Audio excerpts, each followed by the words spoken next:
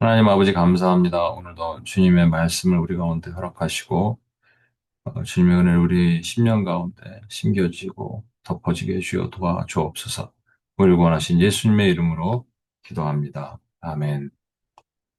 네, 오늘은 마태복음 12장 9절에서 21절 말씀, 마태복음 12장 9절에서 21절 말씀을 보도록 하겠습니다. 마태복음 12장 9절에서 21절입니다. 오늘은 상한 갈대와 꺼져가는 심지의 비밀, 상한 갈대와 꺼져가는 심지의 비밀이라는 주제로 말씀을 나누겠습니다. 9절에서 21절입니다. 거기에서 떠나 그들의 회당에 들어가시니 한쪽 손 마른 사람이 있는지라 사람들이 예수를 고발하려 하여 물어 이르되 안식일에 병 고치는 것이 옳으니까 예수께서 이르시되 너희 중에 어떤 사람이 양 한 마리가 있어 안식일에 구덩이에 빠졌으면 끌어내지 않겠느냐 사람이 양보다 얼마나 더 귀하냐 그러므로 안식일에 선을 행하는 것이 옳으니라 하시고 이에 그 사람에게 이르되 손을 내밀라 하시니 그가 내밀매 다른 손과 같이 회복되어 성하더라. 바리새인들이 나가서 어떻게 하여 예수를 죽일까 의논하거늘 예수께서 아시고 거기를 떠나가시니 많은 사람이 따르는지라. 예수께서 그들의 병을 다 고치시고 자기를 나타내지 말라 경고하셨으니 이는 선지자 이사야를 통하여 말씀하신 바 보라 내가 택한 종 곧 내 마음에 기뻐하는 바 내가 사랑하는 자로다. 내가 내 영을 그에게 줄 터이니 그가 심판을 이방에 알게 하리라.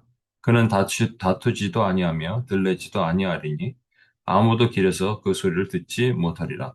상한 갈대를 꺾지 아니하며 꺼져가는 심지를 끄지 아니하기를 심판하여 이길 때까지 하리니 또한 이방들이 그의 이름을 바라리라 함을 이루려 하심이니라. 아멘. 네, 오늘 바리새인들은 율법을 잘 지키는 사람들입니다. 어, 율법을 지키는 게 문제가 되는 건 아니죠, 그죠? 그런데 율법 준수 신앙이라 그러죠. 율법 준수 신앙에는 맹점이 있어요. 율법이 목적이 되면 안 됩니다. 율법은 수단이지. 그러니까 성화를 위한 수단입니다. 성화라는 게 닮아가서 하나님을 닮아가는 거잖아. 몸을 쳐서 하나님을 닮아가는 거. 그러기 위해 필요한 것이 율법이고 율법은 수단이 됩니다. 근데 율법이 목적이 되는 사람들이 있단 말이죠. 그게 대표적으로 바리새인들이에요. 그러면 율법이 목적이 되면 율법주의가 됩니다. 율법주의자가 되는 거예요. 그리고 율법이 목적이 된 순간 그 율법을 사수하기 위해서 마치 개를 데려와서 키웠는데 개가 주인을 무는 경우 있잖아요. 밥을 줬는데 그 밥을 으르렁거리면서 자기 거라고 하는. 그러니까 걔가 주인이 준 밥이 율법이 마치 자기 것처럼 손을 갖다 댔더니 물어버리는 꼴. 이게 딱 지금 바리새인들이 한 행동입니다. 율법주의가 무서운 거죠. 오늘 본문에 보면 예수께서 제자들과 함께 밀밭을 지나가세요. 그러니까 지금 마을 중앙이 아닙니다. 외곽에 있는 어떤 밀밭을 지나가고 있는데 그때 제자들이 시장하니까 밀밭을 이렇게 손으로 빼갖고 문질러서 그 밀을 먹고 있었습니다. 그것을 보고 제자들이 안식일에 하지 못할 일을 하고 있다라고 책망을 하는 거예요. 비난을 하고 있습니다. 율법주의의 눈으로 봐서는 이건 뭐 있을 수 없는 일을 하고 있습니다. 지금도 저기 뉴욕에 보면은 유대인들 사는 동네 있거든요.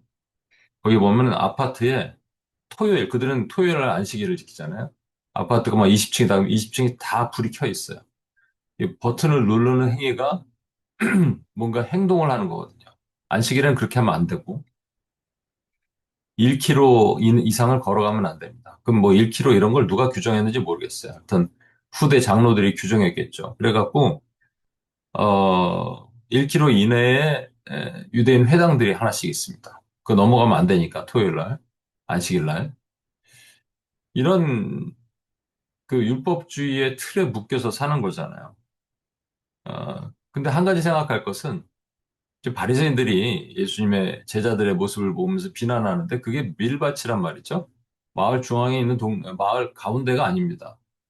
어디냐면 마을 밖에 어딘가를 지나가고 있을 때 바리새인들이 쫓아와서 그걸 본 거예요. 그럼 왜 봤을까?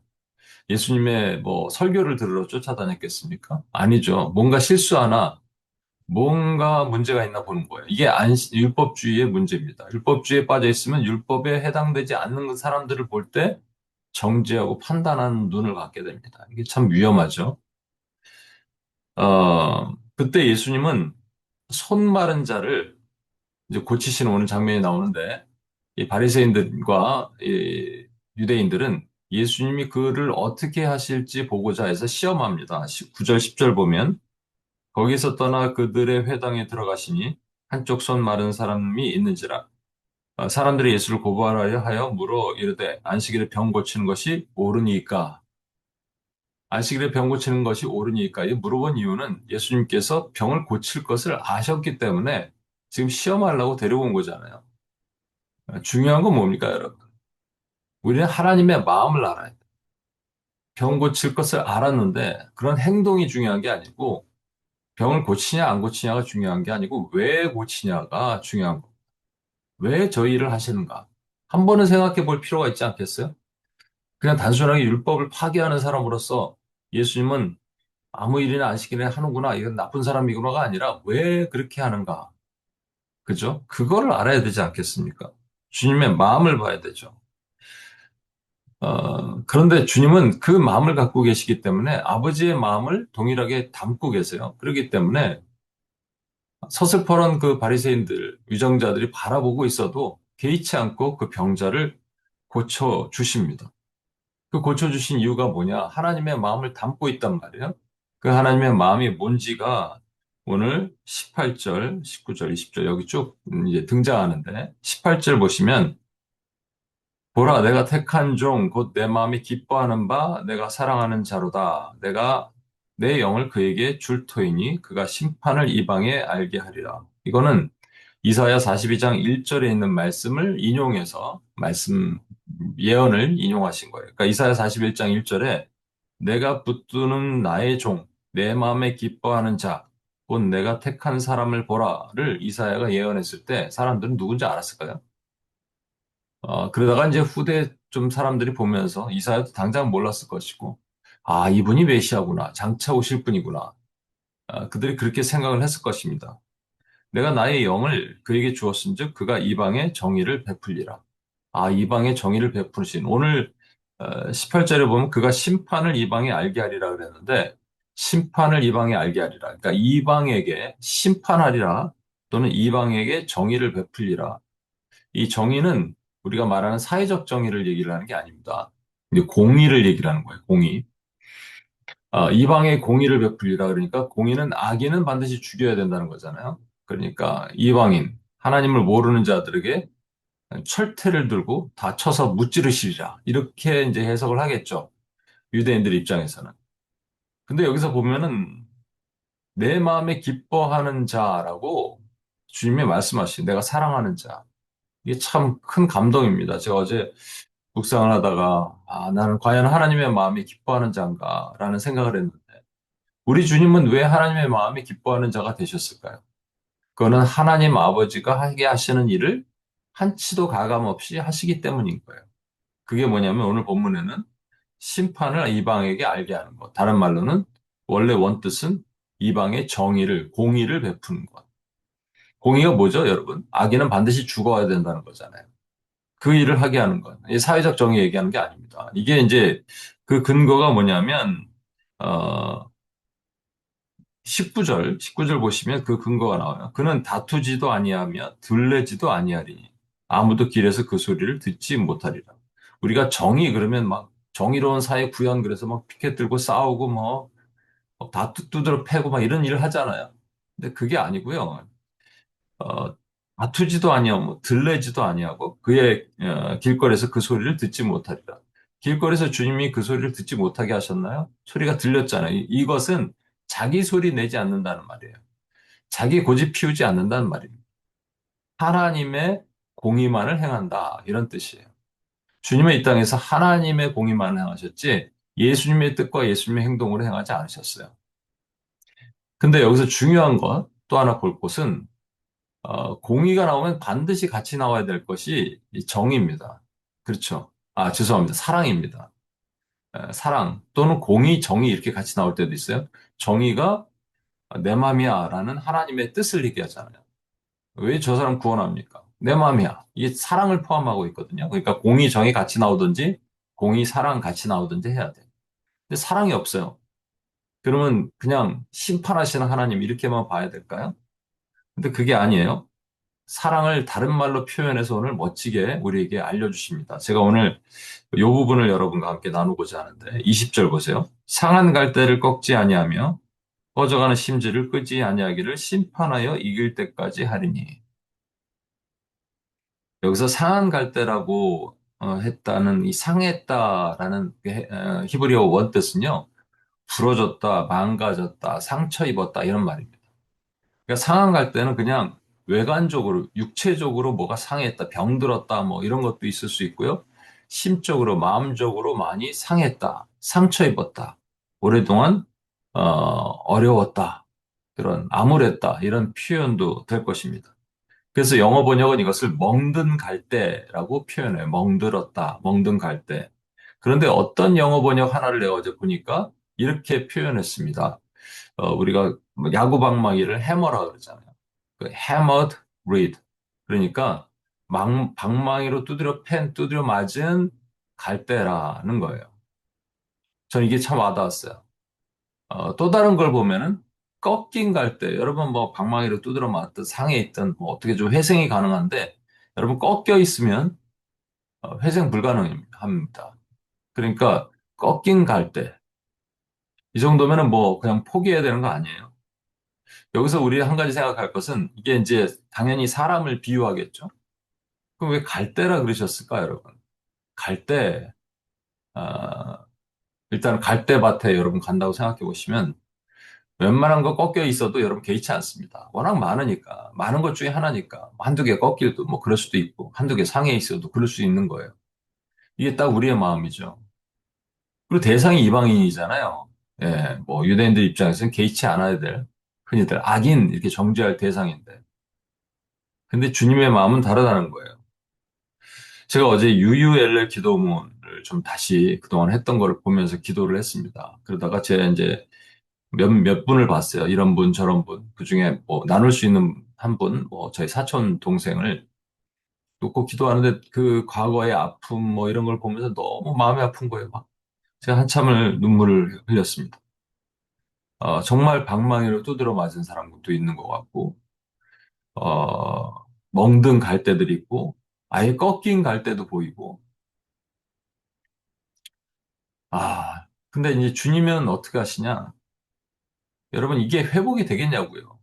제가 딱 봐서는 이 회복이 안 될 것 같고, 특히 꺾인 갈대는 이게 끝난 것 같고, 그러면 새로운 갈대 찾으러 가는 게 낫잖아요, 여러분. 싱싱한 갈대. 근데 주님은 그렇게 하지 않으셨어요. 이 회복 불가능한 자들을 꺾지 아니하시다. 꺾었다는 것은 이제 이미 구부러진 갈대를 끊어내지 않았다는 말, 포기하지 않았다는 말입니다. 그래서 하나님이 기뻐하신다는 거예요. 그래서 하나님이 사랑하신다는 거예요. 이게 하나님의 마음이니까. 우리는 쉽게 정지하고 포기하고 단죄하잖아요. 아니다 그러고 기도도 안 하고 뭐 우리 이제 그 교회 공동체에서 하는 유유 피지가 아니라 유유 엘렐 기도를 하는데 UPS에서도 몇 번 했었는데 한 번 하고 교회에서 한 번 하고 예배 시간에 한 번 하고 그냥 말잖아요. 근데 그러면 주님은 어떻게 하실까? 그냥 형식적으로 하실까요? 지금도 우리가 올려드린 기도로 중보하신다니까요. 그러니까 우리도 이 마음 상한 사람들, 꺾인 갈대들, 구부러진 갈대들, 상한 갈대들, 방망이로 두드려 맞은 갈대들을 우리가 다시 눈물로 붙잡고 사랑으로 기도해야 되지 않을까 생각이 듭니다. 두 번째는 꺼져가는 심지입니다. 기름, 뭐, 초 같은 게 아니고 옛날에는 이 기름 등불이잖아요. 기름이 있고 그 위에 심지가 꺼져 있어요. 그냥 불을 타다가 등불이 다 꺼지면 이게 딱 꺼집니다. 그죠? 그러면 꺼지면 어떻게 되냐면 이게 꺼져가는 심지라고 되어 있는데 연기라는 심지예요. 그러니까 딱 꺼지면 연기가 막 나잖아요. 연기가 나고 심지가 타는 거죠. 등불이 타는 게 아닙니다. 등불, 즉 성령이 없는 상태를 얘기를 하는 겁니다.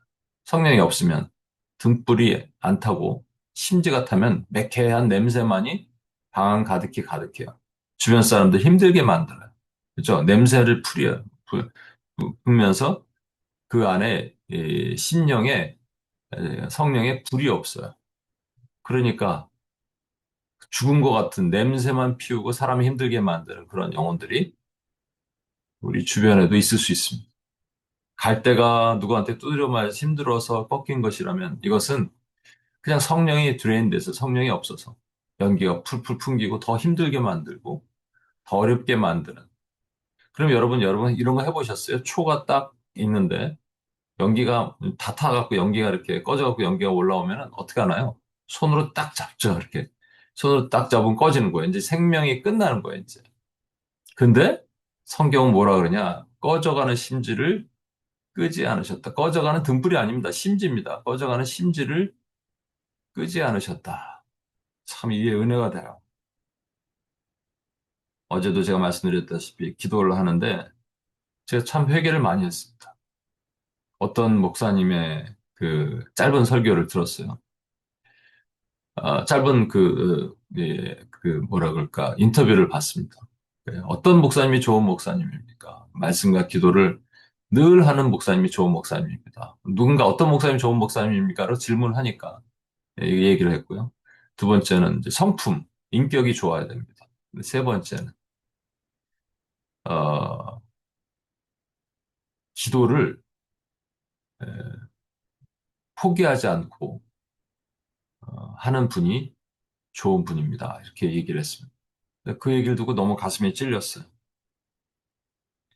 어찌 보면 내 안에도 아, 이렇게 사람들을 쉽게 포기하고 정죄하고 판단하고, 아야 꺾인 갈대야, 저건 안 돼, 아니면 저 연기나 피우는 저거 쓸모도 없고 이렇게 생각할 수도, 그게 뭐 제가 생각을 꼭 진짜 한다는 건 아니겠지만 제가 그게 없으면은 왜 이렇게 쉽게 기도를 많이를 안 할까, 왜 다가가질 못할까라는 생각들을 하면서 제가 많은 회개를 했습니다.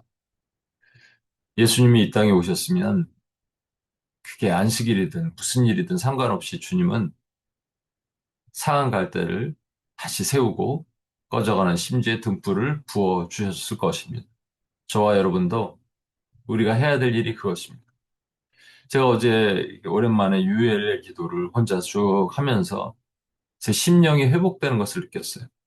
제 마른 심령이 도리어 회복이 돼요. 여러분, 이게 하나님의 은혜입니다. 우리에게 맡기신 영혼들이 있습니다.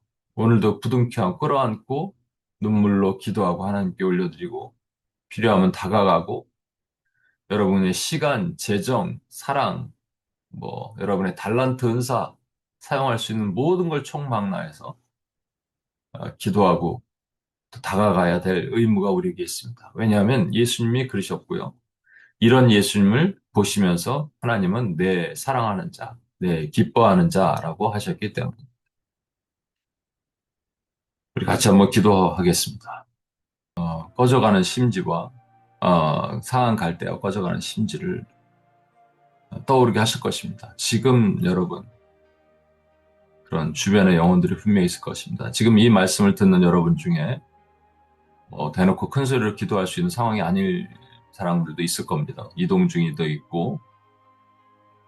그러나 여러분, 이 시간 꼭 같이 한번 기도해 주세요. 꼭 기도하셔야 됩니다. 첫 번째로, 우리 주님처럼 내가 하나님 앞에 기뻐하는 자가 되지 못했던 죄를 회개합니다.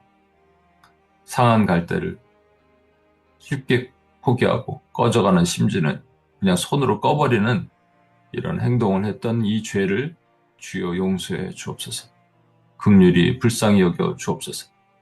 우리 같이 한번 내 자신의 죄를 회개하며 같이 기도하고 나가겠습니다. 하나님 아버지, 이 시간 이 죄를 용서하시고 긍휼히 불쌍히 여겨 주옵소서. 하나님 앞에, 하나님 아버지, 연약한 하나님 주의 마음을 생각합니다. 그래서 하나님 아버지의 영광을 가리고 하나님의 은혜를 가리고 하나님의 마음에 기뻐하는 자가 되지 못했던 모든 죄를 하나님 용서하시고 긍휼히 불쌍히 여겨 주옵소서. 아버지 하나님, 긍휼히 여겨 주옵소서. 불쌍히 여겨 주옵소서. 제가 하나님 아버지, 하나님이 원하시는 기뻐하는 하나님의 마음에 합한 자, 또 하나님이 사랑하시는 자의 모습으로 살지 못했습니다. 주여 어제 유유의 기도를 내 마음을 참 회개의 마음을 주셨습니다. 주님, 저에게 원하시는 삶이 그거였는데 그렇게 살지 못했던 모든 죄를 긍휼히 불쌍히 주님이 고치시고 그 하나님의 은혜로 하나님 주여 도와주시고 하나님 그렇게 인도하신 하나님 주여 인도하시고 하나님의 은혜로 덮어주옵소서. 하나님 오늘도 다시 기도합니다. 다시 결단하며 나아가 나에게 맡기신 영혼 하나님 아버지 주님은 서슬퍼런 바리새인들 눈앞에서 손 많은 자를 불쌍히 여기시고 하나님 아버지 저는 그렇게 하지 못했던 모든 죄가 너무 많은 걸 많이 떠오릅니다. 그 용서하시고 불쌍히 긍휼히 여기시고 제가 주님의 기뻐하는 자 사랑하는 자가 되게 도와주시옵소서. 우리 이 시간 한 번 더 기도할 때 여러분 마음에 떠오르는 영혼이 있을 것입니다. 여러분 마음에 상한 갈대가 있을 겁니다. 꺼져가는 심지가 있을 겁니다. 이미 상했다고 해머로 두드려 맞아서 꺾여 있어서 구부러져 있어서 그냥 꺾어 버리든지 아니면 피해 버리든지 하고 싶은 그런 상처 입은 영혼들도 있을 것이고 기름 등불이 없어서 기름이 없어서 등불에 심지만 타고 있는 냄새만 피우고 있는 영혼들이 주변에 있을 겁니다. 그들을 위해서 누군가 기도하지 않으면 그냥 어둠으로 살다가 죽습니다. 여러분 우리가 기도해야 됩니다. 지금 단 한 명의 영혼이라도 여러분 이 순간 같이 기도해 주십시오. 성령이 열어주시는 대로 입을 열지 못하는 분들은 마음속으로도 꼭 기도하고 주님 앞에 나갈 수 있도록 했으면 좋겠습니다. 같이 한번 기도하겠습니다. 하나님 아버지 주님.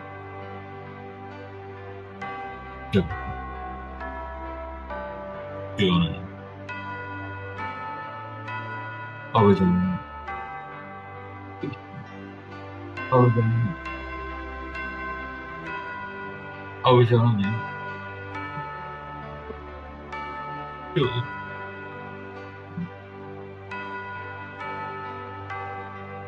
아버지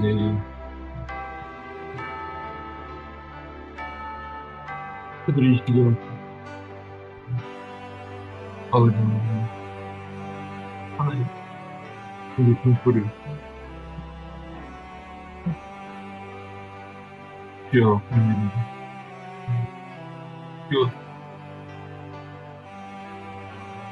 하나님 유리하고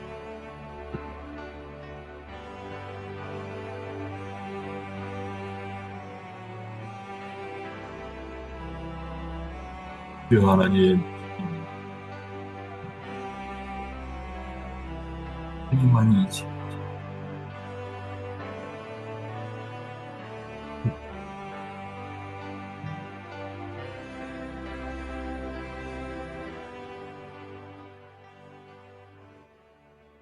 하나님 아버지 감사합니다. 하나님 우리에게 오늘 주님의 마음을 알려주셨습니다.